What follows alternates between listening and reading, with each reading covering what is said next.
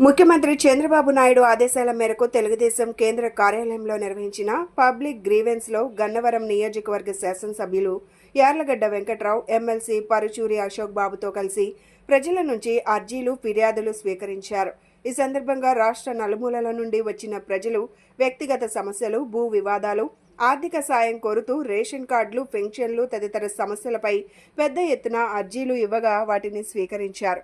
అదేవిధంగా బాధితుల సమస్యలను సావధానంగా విని వాటి పరిష్కారానికి స్పష్టమైన హామీలు ఇవ్వటంతో పాటు పలు సమస్యలను సంబంధిత అధికారులతో యార్లగడ్డ ఫోన్లో మాట్లాడి స్పాట్లో పరిష్కరించారు. మిగిలిన వినతులన్నిటినీ సంబంధిత అధికారులకు పంపించారు. వీటికి సత్వర పరిష్కారం చూపుతామని అర్జీదారులకు యార్లగడ్డ హామీ ఇచ్చారు.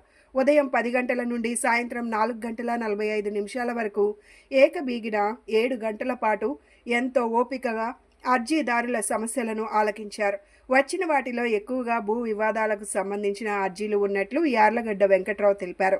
స్వీకరించిన అర్జీలను పరిష్కారం నిమిత్తం సంబంధిత జిల్లాలో ఎస్పీలు, కలెక్టర్లకు పంపించామని, వీటిని సత్వరమే పరిష్కరించాలని అధికారులకు సూచించినట్లు యార్లగడ్డ చెప్పారు.